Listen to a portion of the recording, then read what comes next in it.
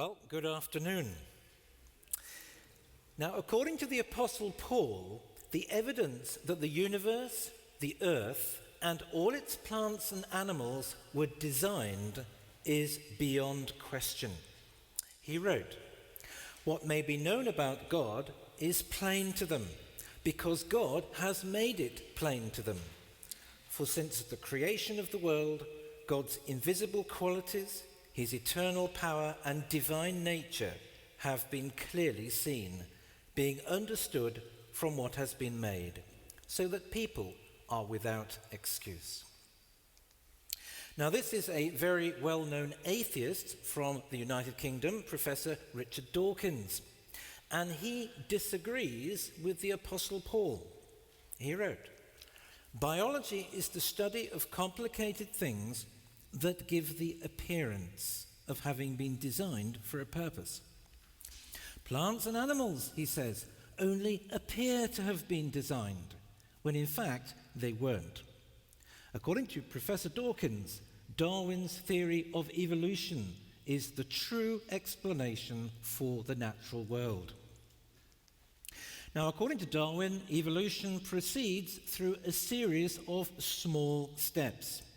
In this slide, we can see how something ape-like supposedly evolved into something human-like in 3 steps. But of course, in Darwinian thinking, there were really very many, much smaller steps in this process. Now, of course, I don't believe this. I believe what the Bible teaches, and that is that God created people specially and supernaturally from the dust of the earth. But according to Darwin's theory, everything in the natural world, whether it be the complex nanomachines in our cells, the highly sophisticated software encoded in our DNA, or the incredible image processing systems in our eyes, all evolved through a series of small steps.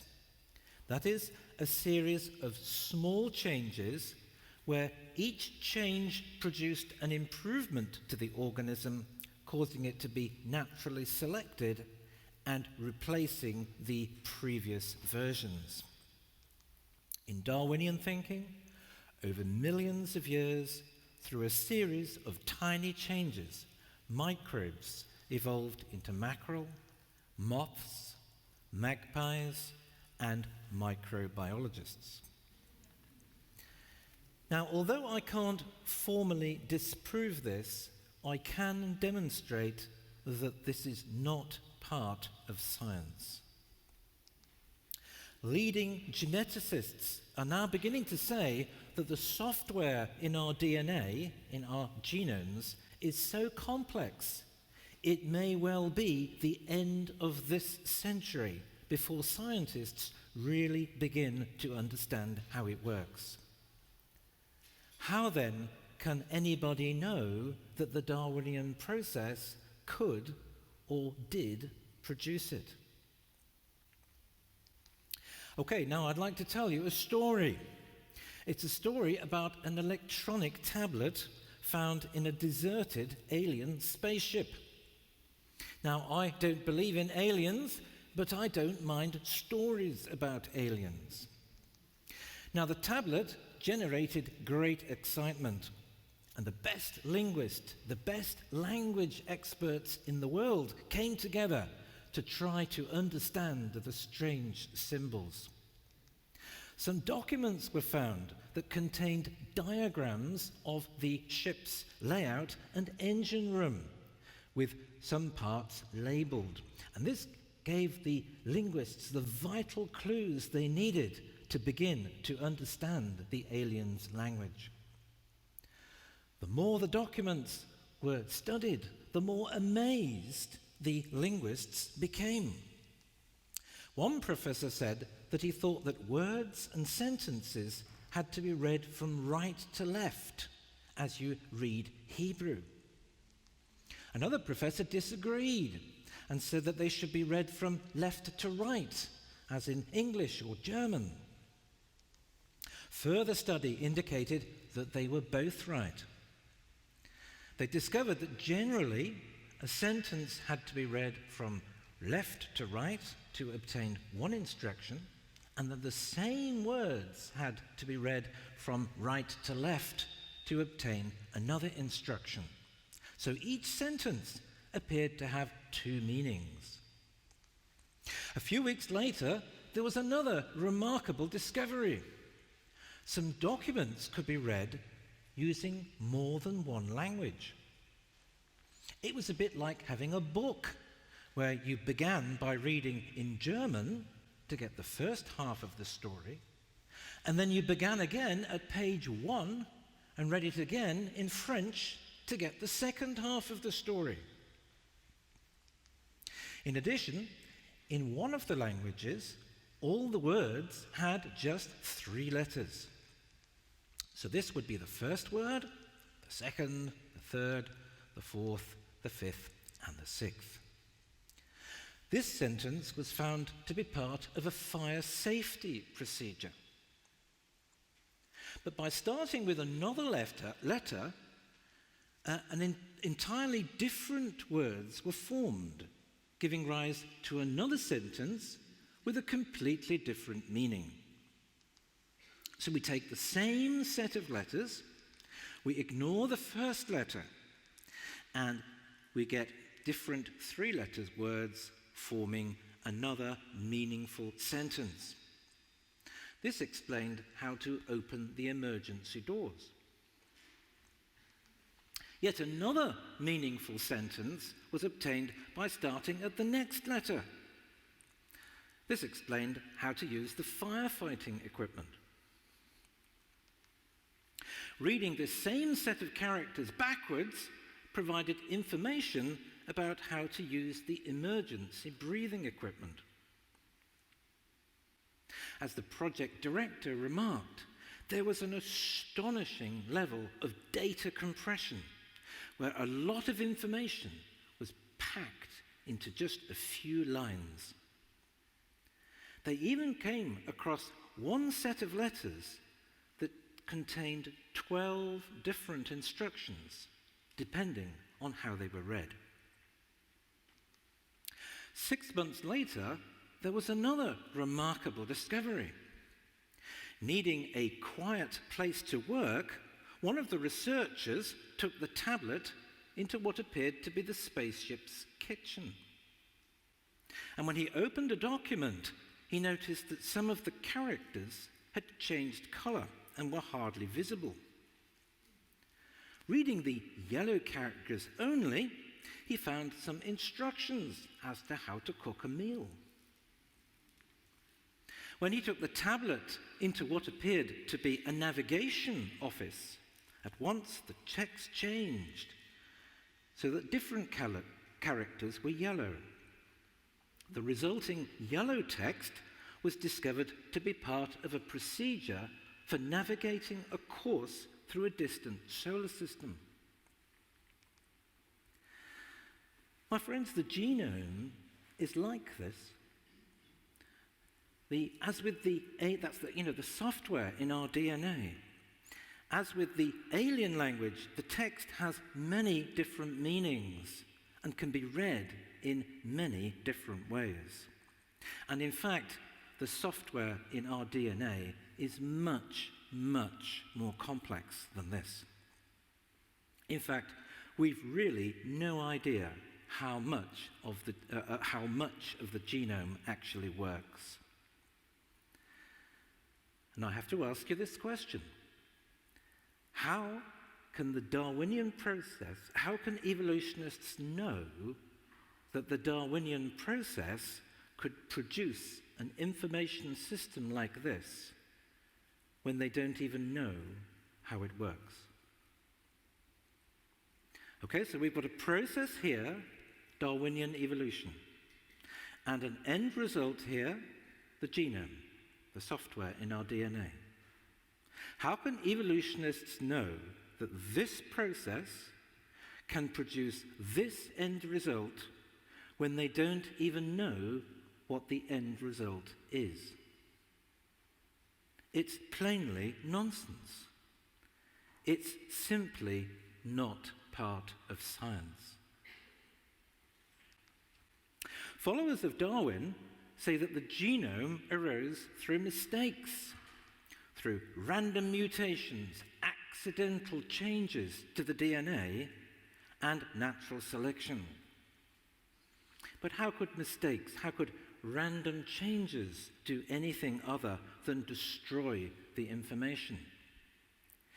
Even if a mutation resulted in an improvement when the DNA is read in one way, it would almost certainly always have destroyed the information when it is read in other ways. To put it technically, DNA is polyfunctional. That means it's read in many different ways, and therefore it is also poly-constrained and not conducive to being produced by a random process. Now, creation scientists argue that much of what we find in nature could not have evolved through a series of small steps. And this is because unless more or less complete from the start, things like biological machines would serve no useful function. Now, one example is this machine here, which is found in the cells of all plants and animals. It produces ATP, that's adenosine triphosphate. This is the fuel that powers processes that go on in our cells. When we use our muscles to lift things, the energy to do that is coming from the ATP molecules produced by this machine. And we have trillions of these in the cells of our bodies. Okay, we can see this machine in operation. Now, the orange part that you can see rotating is the motor, and this is driven by protons.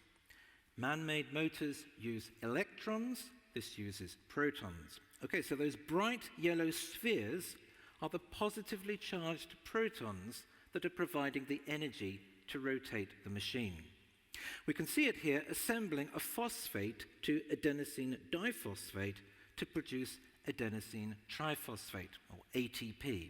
Okay, and we've got a view here from above. Here again, the finished product is shown in mauve. Okay, that's the ATP molecules that provide the energy to drive processes going on in our cells. Now, I can't prove to you that this machine could not have evolved through a series of small steps. But I have to ask this question. Why should I be expected to believe this when it doesn't appear to be plausible to me? Why am I being unscientific if I don't share the evolutionists' faith in this matter? Personally, I don't believe that the Darwinian process, even given millions of years, could produce even the motor, let alone the whole machine. And certainly no evolutionist has shown how this could happen. But in this talk, I'm going to present a different argument. I'm going to make the case that the natural world demonstrates supreme design, and that this would not be expected from a Darwinian step-by-step process. Now, in the book of Job we read, "Stop and consider the wondrous works of God, who is perfect in knowledge." According to the Bible, God is all-knowing and all-powerful, and we should expect to see evidence of this in the world around us. The Bible predicts that we would expect to see exceptional design in nature. In contrast, the Darwinian process would not be expected to produce excellence in design. As admitted by geneticist Professor Steve Jones, natural selection is no more than a machine. What it makes depends on what it has to work with and where it started. Evolution does its job as well as it needs to, and no more. You see, the Darwinian process will always be stuck with the design concept that it originally evolved. Okay? It can't jump to a better concept because it can only change gradually through a series of small steps. But human designers are not limited in this way. In order to improve aircraft propulsion systems, engineers moved from piston engines to jet engines, which have a much higher power-to-weight ratio. And of course, jet engines work using a completely different principle. They are a completely different design concept. In order to improve electronic devices, engineers moved from valves to transistors, which are much smaller and more reliable, and again are based on a completely different concept. Another example is found in telecommunications, where mobile phones using microwaves replaced cable networks. There are no intermediate forms between these technologies. It would be impossible to move from one to the other through a series of small steps. Engineers produce their best designs by making leaps, jumps from one concept to another. But the Darwinian process can't do this. Once it gets started with a particular design concept, it's stuck with it. And so it's very difficult to see how evolution could produce good design. And in this diagram, we can perhaps see this a little bit more clearly.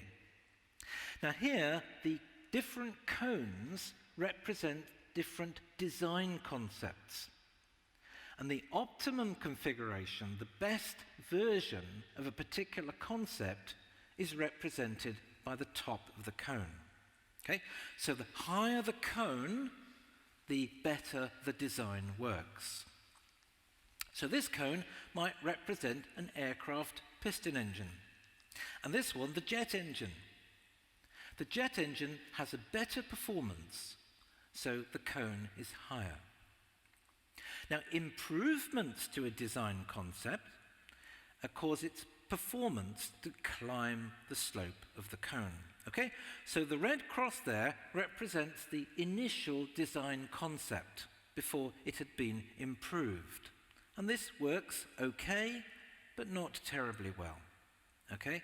But the more the design concept is improved, the more the performance improves. So we get performance improvement after improvement after improvement until we reach the best possible performance we're ever going to achieve through that design right at the top. Okay, so in terms of human engineering, this climbing of the slope might represent improvements to a fuel system, enabling an engine to generate, a piston engine, to generate more power. In terms of the Darwinian process, it might represent improvements to a bird's ability to fly by perfecting the shape, optimizing the shape of the wings. But once at the top, the design has nowhere to go. Only by leaping to a better design concept can further improvements be made. Now, human engineers can do this, but the Darwinian process can't. To move to a better design concept through a series of small steps would require changes which first caused the design to descend the slope before ascending, rising up the new slope. And natural selection would prevent this happening. Natural selection would act to maintain the organism at the peak of the original design. Now, this indicates that the Darwinian process would not be expected to produce excellence in design. And this is an enormous problem for Darwinists, because the natural world is supremely designed, which is why engineers all over the world are seeking to copy it. And in the next section, I want to give people a feel, an idea, for just how much better nature's designs are than anything we humans can produce. Now, universal joints transmit rotation through an angle. This is a man-made design known as Hooke's joint or the cardan joint. These are used quite a lot in cars. Okay, this is a rear-wheel drive vehicle. Okay, we've got the engine at the front, that's the gearbox. This is the prop shaft which transmits the power to the vehicle's rear axle. And these are the side shafts which take the power to the rear wheels. And there are a number of universal joints which transmit the power through angles. There are different designs. This is Hooke's joint. This is a cutaway of Chepper's joint. Okay? So these are universal joints. Incidentally, in England, we call this an AC joint. In Germany, you call it a Radseitiges fest Kugelgelenk. Because Germans are very precise people. Okay, now we can see them here in a little more detail. Okay, so these are man-made universal joints used to transmit shaft rotation through an angle. Now I want to introduce you to nature's universal joint. Now in the top view there, we can see a bacterium with a number of filaments. That's those thin, wiry elements. And these rotate, and together they form what is really a screw propeller, which enables the bacterium to move through a liquid. And each filament has its own motor. Bacteria have motors, you know, and they're brilliantly designed, tremendously efficient. Okay, and these motors rotate the universal joint, which is shown here in the golden color.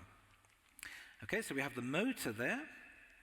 That's the universal joint, and that universal joint then turns the filament, which is going to produce the propeller effect.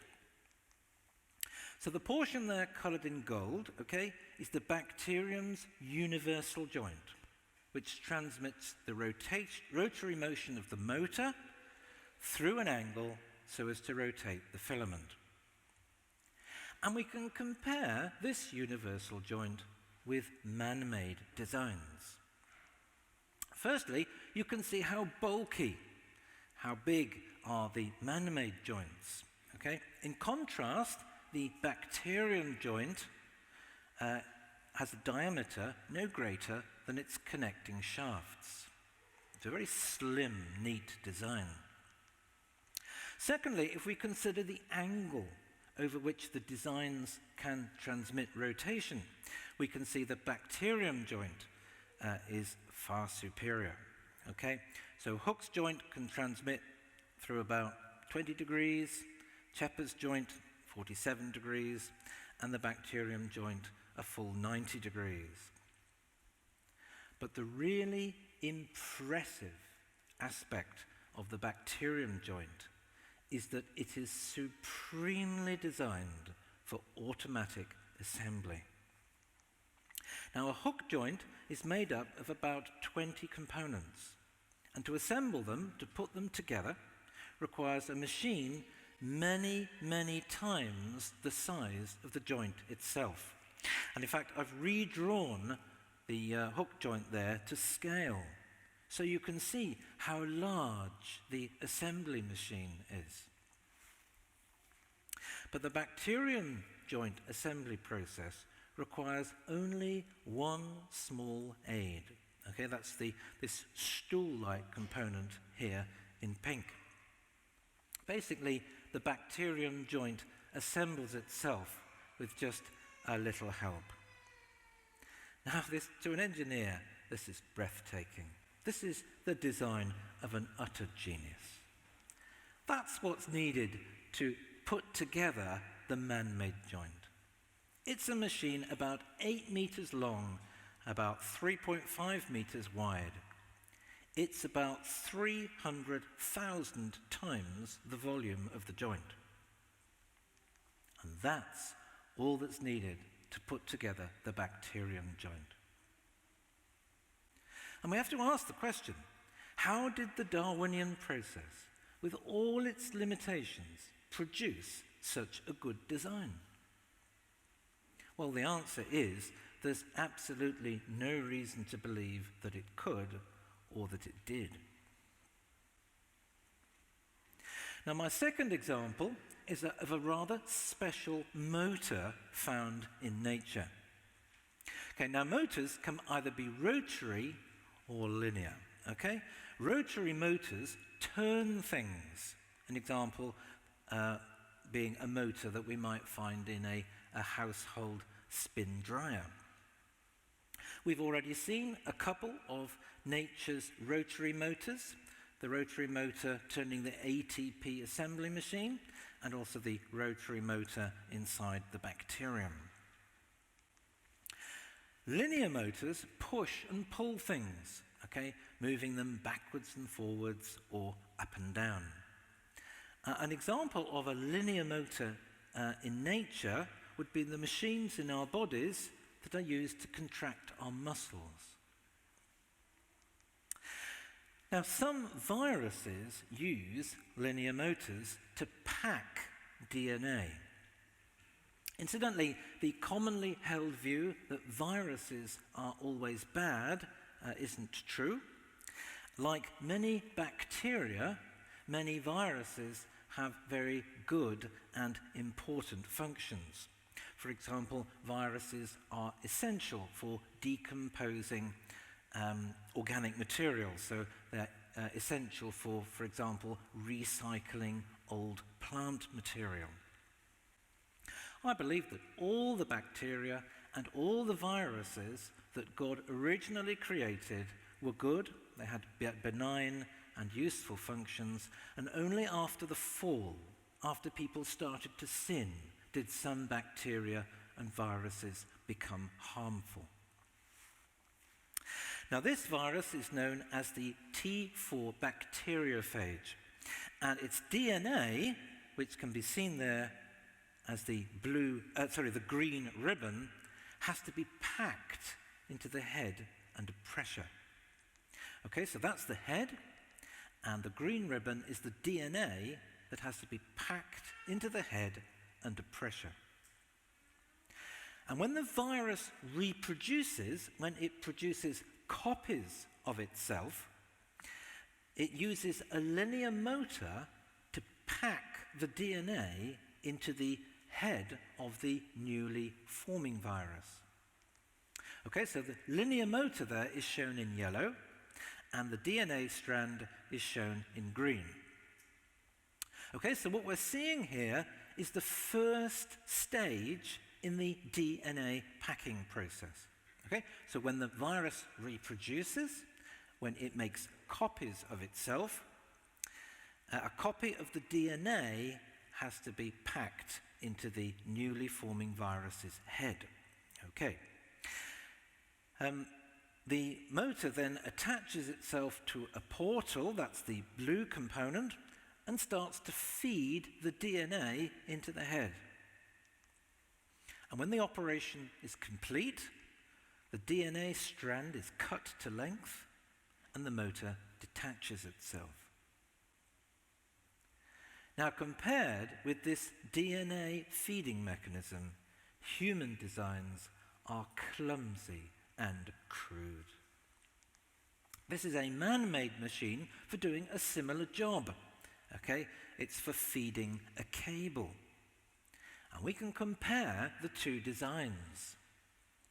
Firstly, we can look at the number of different types of component making up each design.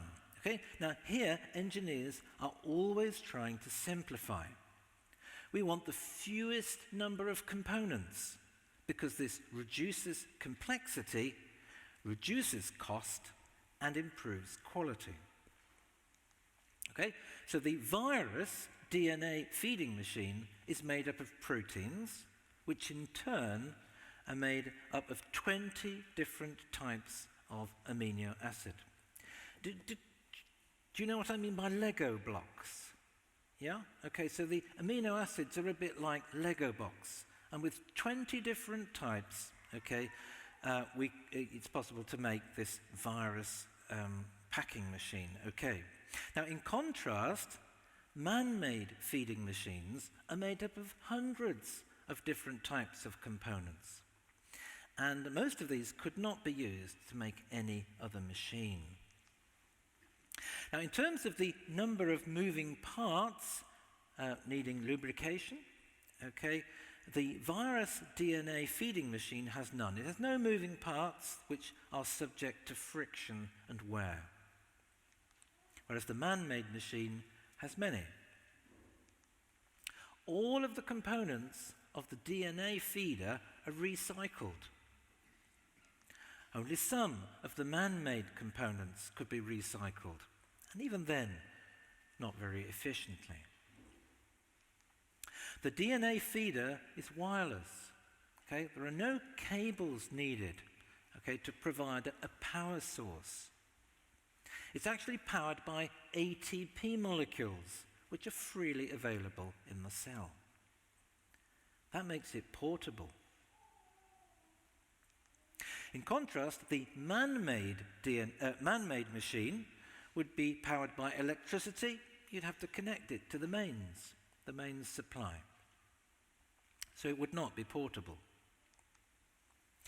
Whereas the DNA feeder self-assembles, it puts itself together. The man-made machine would require an intelligent person to put it together.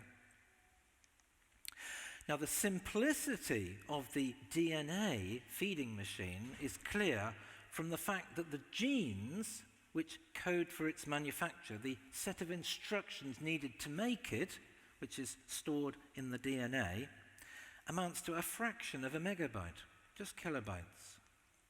Whereas the man-made machine would require gigabytes of information to specify its design and manufacture. So you can see here that nature's design is in many ways superior to anything we can produce. But there's more. One of the smallest man-made linear motors is this one here, produced by New Scale Technologies. It's about 2.8 millimeters high, 2.8 millimeters wide, and 6 millimeters long. And we can compare its performance with the DNA packing machine. So here, for each motor, we're going to look at the force generated for its size. For its size, the virus motor produces a force of 6 times 10 to the 13 newtons, and the man-made motor around 6 times 10 to the 6 newtons, okay? So for its size, nature's motor produces a force 10 million times greater than our best man-made motors. You know, we really can't come anywhere near nature's technology. So again, it's reasonable to ask, how could the Darwinian process, with all its limitations, produce such a good design? Well, there's absolutely no reason to believe that it could. Now, earlier we read this from the book of Job. Stop and consider the wondrous works of God, who is perfect in knowledge. Now, atheists, of course, reject this. They say that what we find in nature does not point to a divine designer.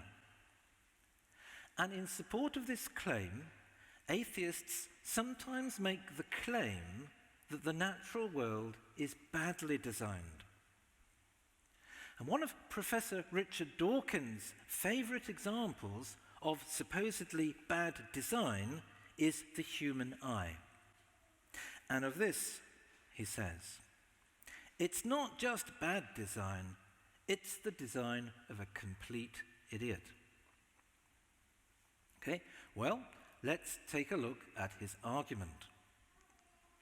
Now, on page 354 of Professor Dawkins' book, The Greatest Show on Earth, we find a diagram showing how the eye works. Okay, and I've basically taken his diagram and added some colours to add clarity. Okay, now if we take the eyeball first, the light comes in from the left, passes through the lens, shown there in green, and then onto the retina, shown there in red.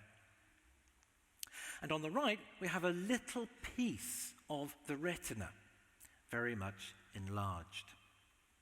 Okay, so I've taken that tiny piece of the retina there, and I've enlarged it there on the right. Again, the light comes in from the left, and we can see that the photoreceptors on the right. Okay, that's the rods and the cones. The rods that give us vision in low light levels, and the cones that give us our color vision. And these photoreceptors, the rods and the cones, convert the light into information, which is then sent to the brain to form the image. So the information travels back in the opposite direction to the light, and then is carried by the nerves or the wires to the brain.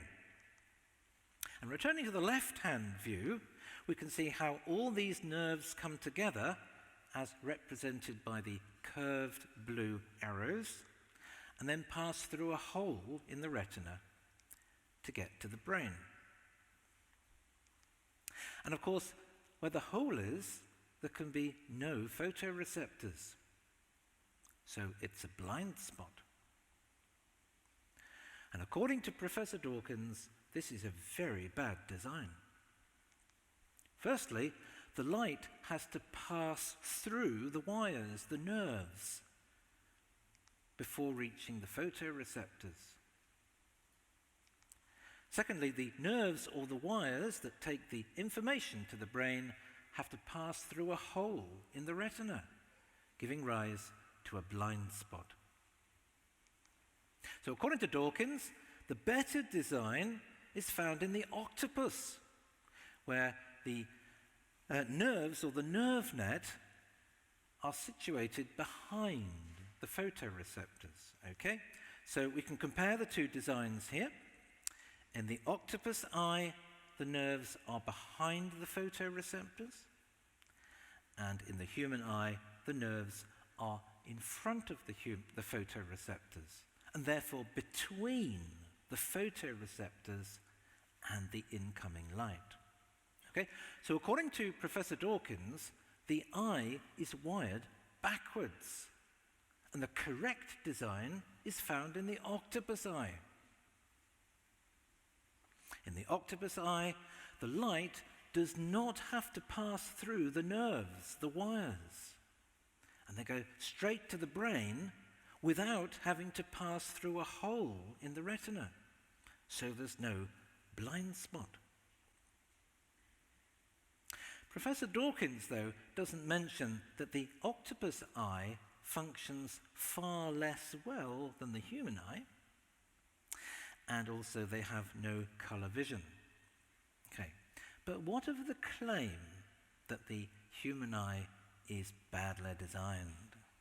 Okay, well, firstly, Professor Dawkins is wrong in saying that the nerves in the nerves in front of the photoreceptors obstruct the light. That's the argument, isn't it? That the nerves get in the way of the light. The light has to pass through. This is a bad design. But he's wrong.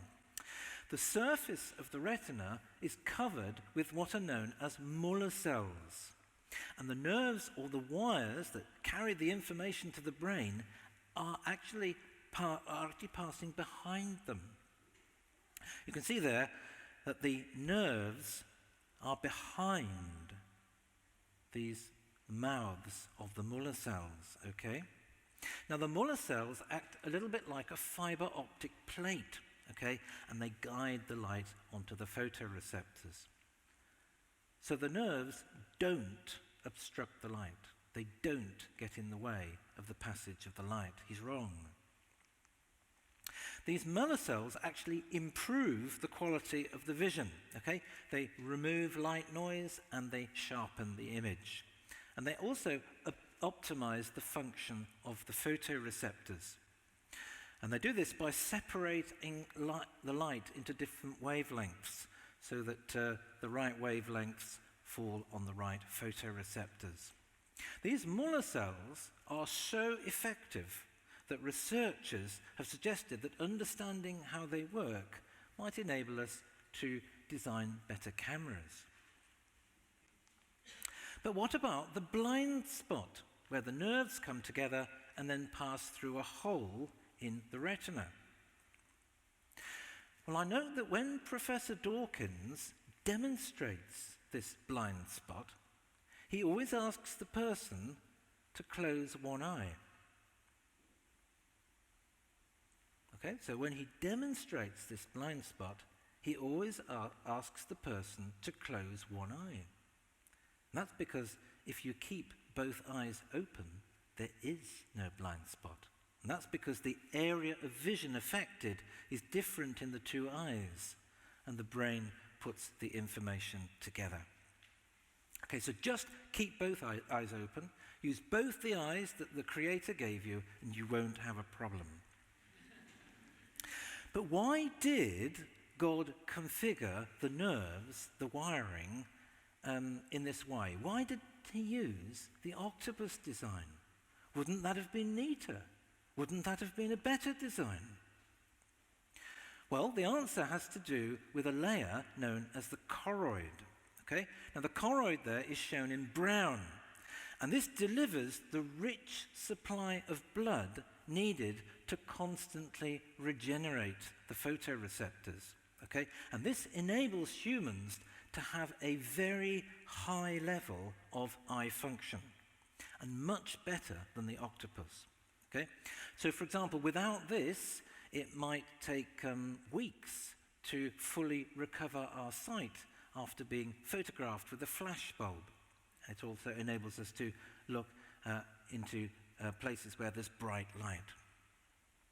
The choroid also acts as a heat sink, a cooling device, again, enabling us to basically look into bright light. So, for example, to serve into the sun when we're playing tennis. If we had the design preferred by Dawkins, there would be no space for the choroid, because that would be taken up by the nerve net. Okay? So Richard Dawkins can have the octopus eye design if he wants, but it will function far less well than the eyes he's got now. Now, Dr. George Marshall was a very distinguished ophthalmologist in the United Kingdom, and he said this: "The idea that the eye is wired backwards comes from a lack of knowledge of eye function and anatomy." It might be added that birds of prey have the same supposedly faulty, backwardly wired design. Okay? But an eagle's eyesight is so good it can spot a rabbit at a distance of 3 kilometers. You know, the evidence for design can even be seen in atoms. As you know, atoms are made up of a nucleus containing protons and neutrons, with electrons in orbit around it.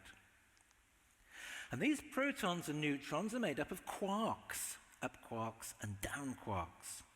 And the masses of these quarks have to be just right in order for life to be possible.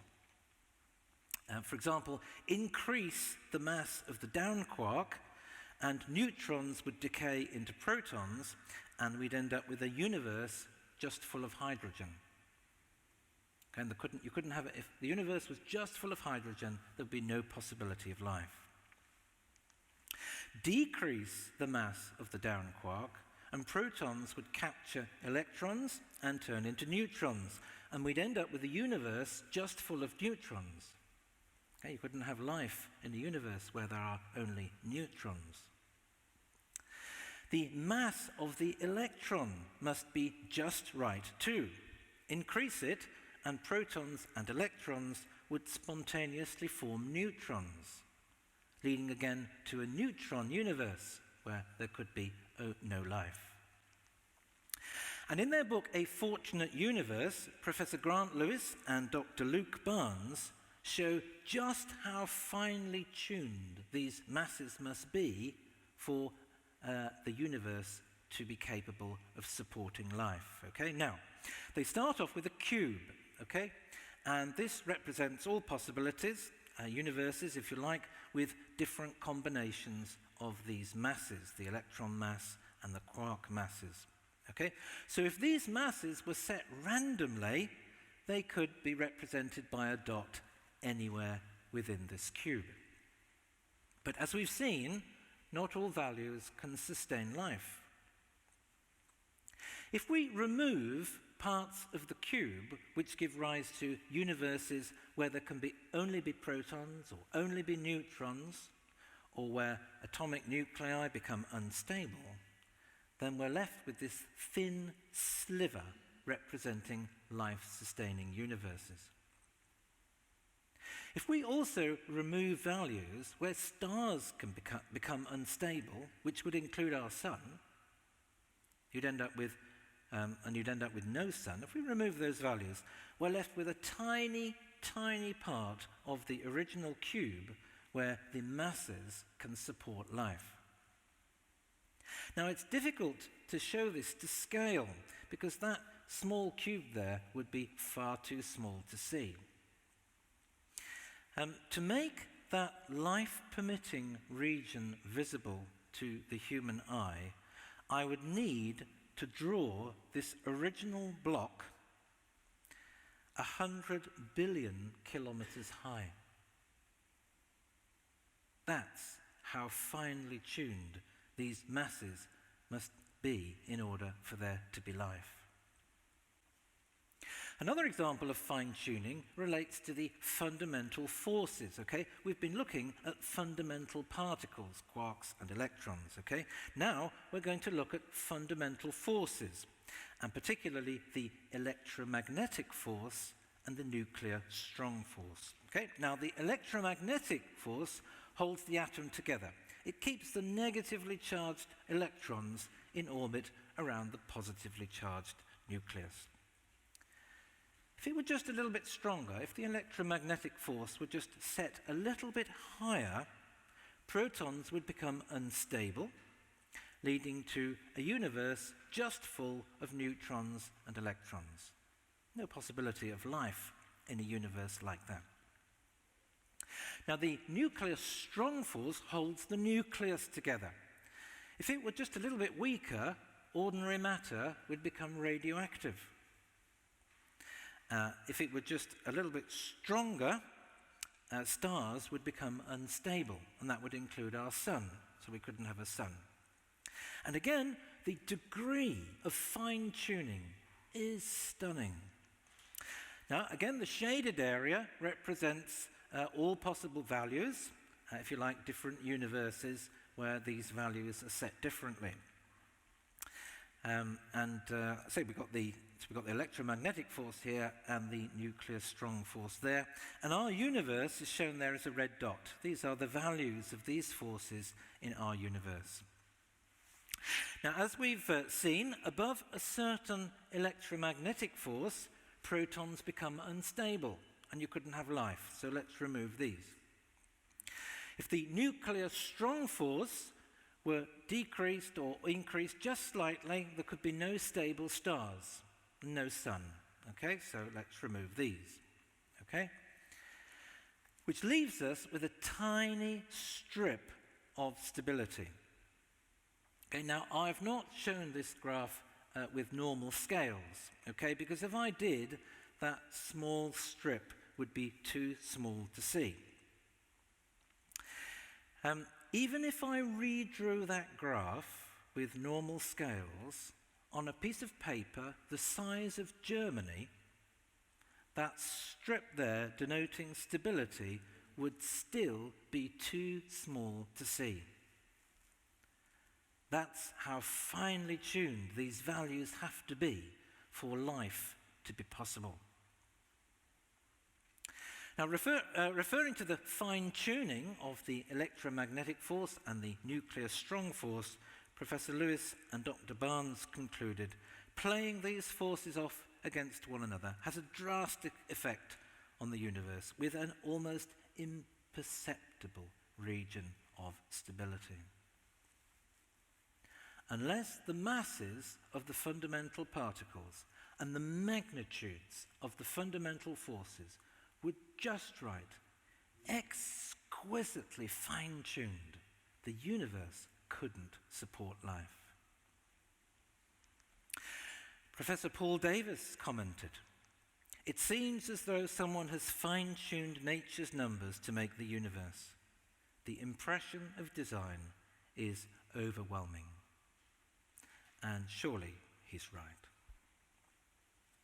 It seems to me that when we consider all these things, the most reasonable explanation for the natural world is that in the beginning, God created. Okay, thank you. Have we got a few minutes for questions then? Yeah, okay. Do we have any questions? Yes.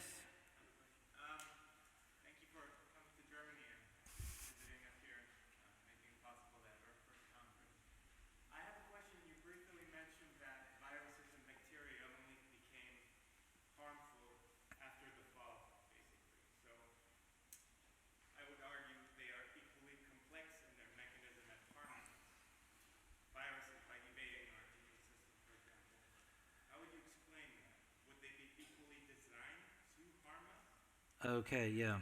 So this is something that's been discussed at length. I mean, there are many things, aren't they, in the natural world that appear to be designed to harm. So, for example, if you look at the defense attack structures of jellyfish, they're highly sophisticated, they're stinging mechanisms. If you look at the jaws of snakes and so on, they are perfectly designed, aren't they, to strike. Big cats, they're killing machines. Yes, these things do appear to be designed to harm. That's true. I have a personal view about this. It's not necessarily shared by my colleagues. I remember Christ referred to snakes and scorpions in a way that making them analogous to evil spirits in the Gospels.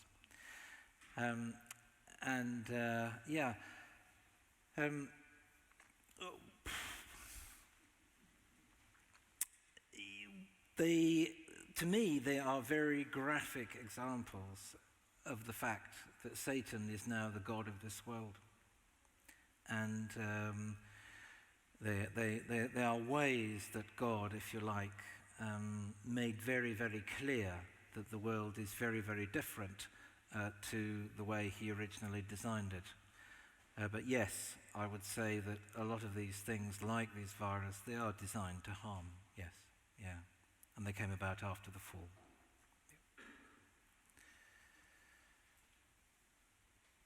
Any more questions?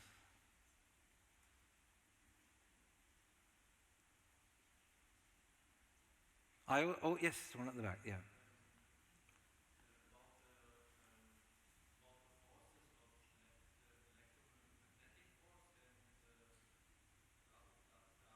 The nuclear strong force?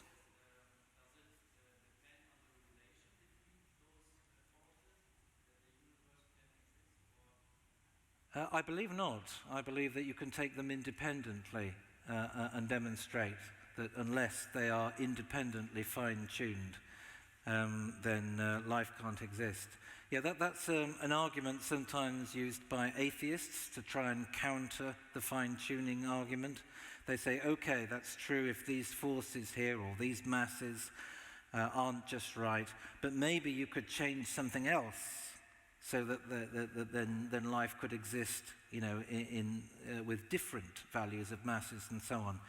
Certainly that book that I quoted, Professor Lewis and Dr. Barnes, they reject that view, and they've got a whole chapter where they deal with that counter-argument, whether, where, if you like, the wrong mass could be compensated by a different force or something like that. So as I understand it, that doesn't work. That won't solve the problem for the atheists.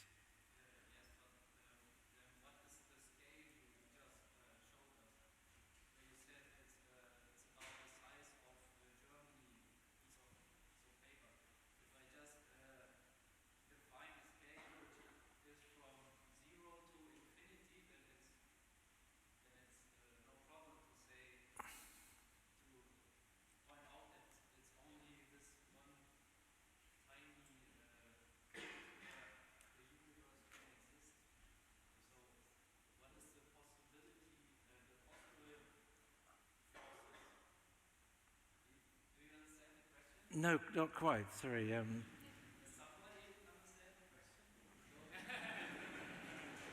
Yeah, can somebody help?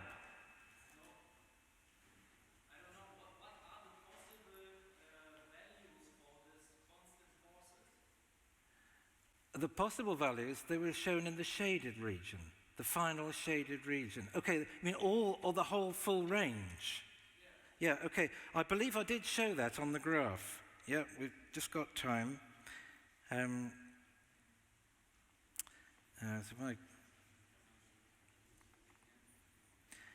Okay, so if we take, for example, the cube. Yeah, you're asking about the total range of possibilities. Yeah.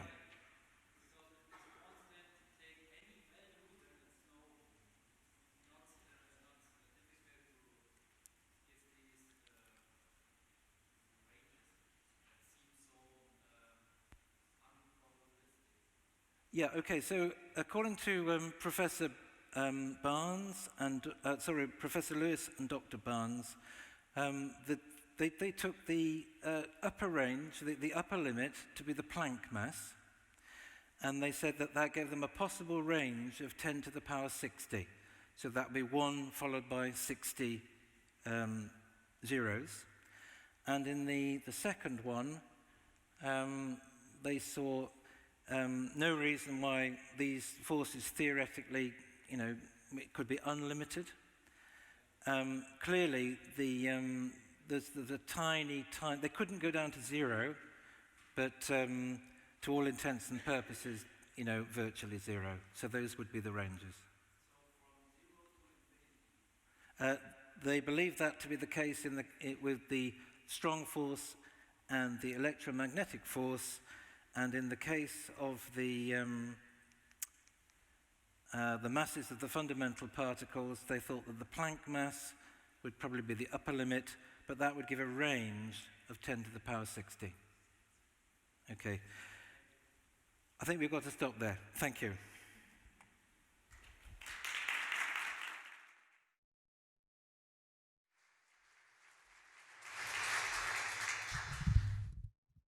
Yes, thank you, Dominic. I think this is very impressive. Back to German. Wir machen 15 Minuten Pause und die Zeit ist da, um den Raum zu wechseln, falls ihr jetzt irgendwo anders rein wollt, aber bleibt ruhig hier. Ich glaube, der nächste Vortrag wird genauso gut.